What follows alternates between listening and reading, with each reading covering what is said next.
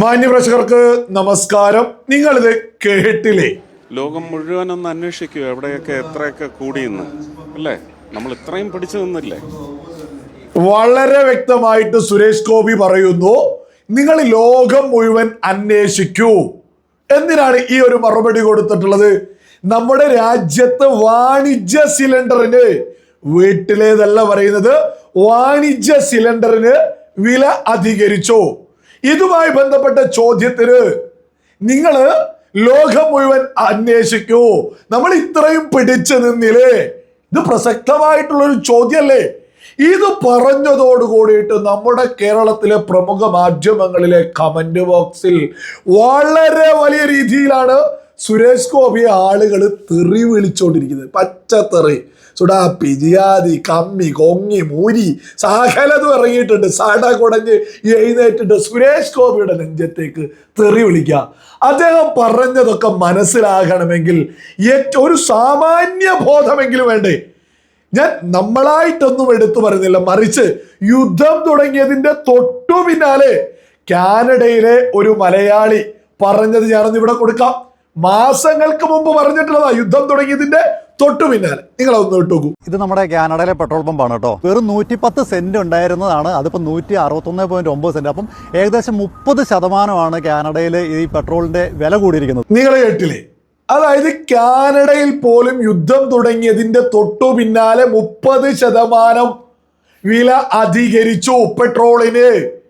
യുദ്ധം തുടങ്ങിയതിന്റെ തൊട്ടു പിന്നാലെ, അതായത് 30% നമ്മുടെ രാജ്യത്ത് വർദ്ധിച്ചിരുന്നെങ്കിൽ 100 രൂപയാണ് പെട്രോളിന് എങ്കിൽ 30% വർദ്ധിച്ചാൽ 130 രൂപയിലേക്ക് യുദ്ധം തുടങ്ങിയതിന്റെ തൊട്ടു പിന്നാലെ ഈ രാജ്യത്ത് ഉൾപ്പെടെ വില അധികരിക്കുമായിരുന്നു. എന്നാൽ അധികരിച്ചില്ല.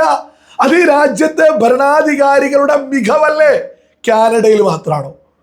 ചൈനയിലും അമേരിക്കയിലും ഉൾപ്പെടെ 20%-ലധികം പെട്രോളിന് വില അധികരിച്ചു. എന്തിനേറെ പറയുന്നു, UAE അവസ്ഥ എന്താ?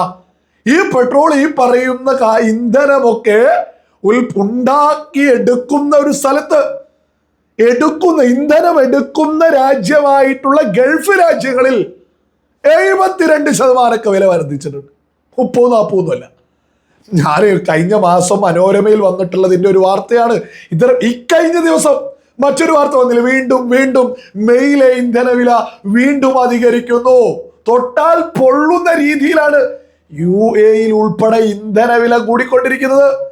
72% ഡീസലിനൊക്കെ വില കൂടി എന്ന് യുദ്ധത്തിന്റെ തൊട്ടു പിന്നാലെ, യുദ്ധം തുടങ്ങിയതിന്റെ തൊട്ടു പിന്നാലെ UAE വാർത്തയാ. ഇപ്പോഴും അവിടെ വില വർദ്ധിച്ചുകൊണ്ടിരിക്കുന്നു. 140 കോടിയിലധികം ജനങ്ങളുള്ള ഈ രാജ്യത്ത് ഇന്നേ വരെയായിട്ട് പെട്രോളിനും ഡീസലിനും വില വർദ്ധിപ്പിക്കാതെ നരേന്ദ്രമോദി സർക്കാർ മുന്നോട്ട് പോകുന്നില്ലേ? വാണിജ്യ സിലിണ്ടറിന് മാത്രമല്ല ഇപ്പോ വില അധികരിച്ചിട്ടുള്ളത്.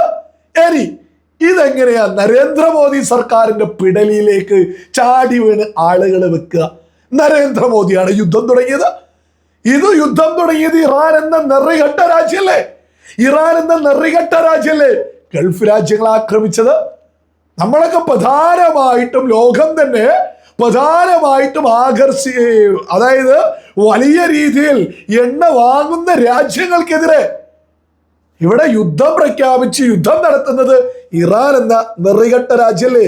എന്തൊക്കെ രീതിയിൽ ആളുകൾ തെറി വിളിക്കുന്നത്. ഇതിനിടയിലും പാകിസ്ഥാനെയും അഫ്ഗാനിസ്ഥാനെയൊക്കെ ഒളിപ്പിക്കാൻ ആളുകൾ, ഞാനിത് വെറുതെ പറയുന്നതല്ല, ഞാനിവിടെ ഒരു സ്ക്രീൻഷോട്ട് വെക്കാം. അതായത് ഒരു AK അഷ്റഫ് എന്ന് പറയുന്ന ഒരുത്തൻ കമന്റ് ഇട്ടതാ, ലോകം മുഴുവൻ അന്വേഷിക്കുമ്പോൾ ഒരുപാട് താമസം വരും. നമ്മുടെ തൊട്ടടുത്ത നേപ്പാൾ, ബംഗ്ലാദേശ്, പാകിസ്ഥാൻ, ശ്രീലങ്ക ഇവിടെയൊക്കെ നമ്മളെക്കാൾ കുറവാണ്. നമ്മുടെ ശത്രു രാജ്യത്തിന് പോലും താങ്ങിക്കൊടുക്കാൻ മലയാളികളായിട്ടുള്ള ഒരുപാട് ജിഹാദികളുണ്ട് എന്നുള്ളതും സകലരും തിരിച്ചറിയും. അതായത് പാകിസ്ഥാനി ഒന്നല്ലല്ലോ കമന്റ് ഇട്ടിട്ടുള്ളത്. ഇനി എന്താ ഈ പാകിസ്ഥാനിലെ അവസ്ഥ? 400 രൂപയാണ് മൊണ്ണെ ഇവിടെ ഈ പറയുന്ന പാകിസ്ഥാനിലെ 400 രൂപയാ പെട്രോളിന്റെ ഡീസലിന്റെയൊക്കെ വില. എന്നിട്ട് പറയും അവിടെ വില കുറവാണ്. ഇങ്ങനെ കള്ള വാർത്തകൾ എന്തൊക്കെ രീതിയിലാണെന്നോ ഇപ്പൊ തുടങ്ങിയിട്ടുണ്ട്. സുഡാപ്പികൾ, ഈ പറയുന്ന ജിയാദി, കമ്മി, കൊങ്ങി, മൂരി, സകലതും ഇറങ്ങിയിട്ടുണ്ട്. അവിടെ അങ്ങനെ യഥാർത്ഥത്തിൽ നമ്മുടെ നാഷണൽ മീഡിയാസ്, നമ്മുടെ പ്രമുഖ കേരളത്തിലെ മാധ്യമങ്ങളിൽ പോലും കൃത്യമായിട്ട് ഗൾഫ് രാജ്യങ്ങളിലെ എണ്ണ വില കൂടിയതിനെ കുറിച്ച് വാർത്തയുണ്ട്.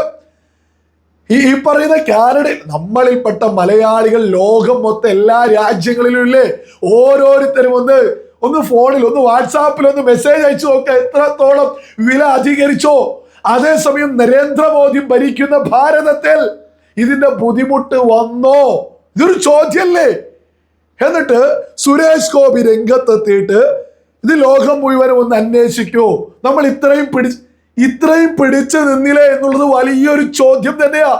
കാരണം ഒരു ദിവസം എന്തുമാതിരി വലിയ രീതിയിൽ പെട്രോൾ പമ്പുകളിൽ നിന്ന് ചെലവാകുന്ന ഒരു രാജ്യം നമ്മുടെ രാജ്യം. അവിടെയാണ് മാസങ്ങളായിട്ട് ഇന്നും വില അധികരിപ്പിക്കാതെ മുന്നോട്ട് പോകുന്നത്.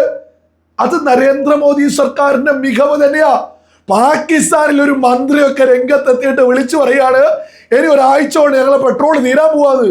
ഇതാണ് അവസ്ഥ മറ്റു രാജ്യങ്ങളിലെ. ഇപ്പോഴും ഒരു പ്രതിസന്ധിയും വരാതെ നമ്മുടെ രാജ്യം മുന്നോട്ട് പോവാ. അപ്പൊ വാണിജ്യ സിലിണ്ടറിന് ഇതുമായി ബന്ധപ്പെട്ട് നമ്മുടെ രാജ്യത്ത് തന്നെ വലിയ രീതിയിൽ ഈ ഗ്യാസ് ഒക്കെ ഉണ്ടാക്കുന്ന തരത്തിലുള്ള പദ്ധതികൾ തുടങ്ങിക്കഴിഞ്ഞിട്ടുണ്ട്. ഓരോ പ്രതിസന്ധി വരുമ്പോഴും അത് മറികടക്കാൻ സംവിധാനങ്ങൾ നമ്മുടെ രാജ്യത്തെ ഭരണാധികാരികൾ വലിയ രീതിയിൽ ഒരു ഭാഗത്ത് തയ്യാറാക്കിക്കൊണ്ടിരിക്കുന്നു.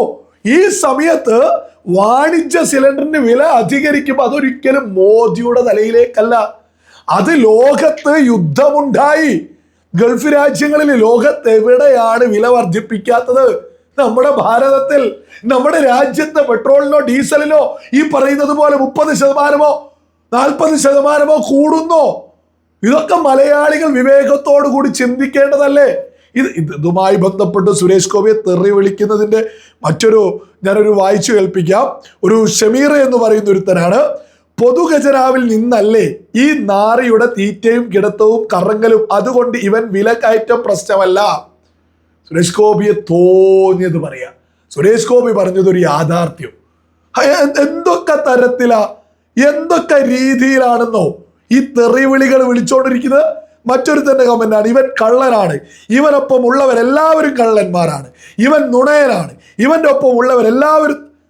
ഈ BJP ഏതൊരു ലീഡേഴ്സിനെതിരെയും ഈ സുഡാപ്പികൾ ജിഹാദ്, ഈ ലോകം മൊത്തം നശിപ്പിക്കാൻ ഇറങ്ങിയ ജിഹാദികളായിട്ടുള്ള അലി ഖമൈനിയൊക്കെ കാരണമാണ് ഇറാൻ എന്ന നെറികെട്ട രാജ്യം, ഇറാൻ എന്ന ലോകത്ത് ഭീകരവാദം വളർത്തുന്ന ഈ രാജ്യം ഗൾഫ് രാജ്യങ്ങളെ ആക്രമിച്ചതിന്റെ പിന്നാലെയാണ് ലോകത്ത് തന്നെ പ്രതിസന്ധി. എന്നിട്ട് അതും എടുത്ത് സുരേഷ് ഗോപിന്റെയും BJPന്റെയും തലയിലേക്ക്, നരേന്ദ്രമോദിയുടെ തലയിലേക്ക്. ഇവിടെ എപ്പോഴും പെട്രോൾ വില കൂട്ടിയോ? രാജ്യത്ത് പ്രതിസന്ധി വന്നു കഴിഞ്ഞാലേ എന്ത് ഇലക്ഷൻ ഉണ്ടെങ്കിലും ഒരു തരത്തിലും കൂട്ടാതിരിക്കാനൊന്നും സാധിക്കൂല.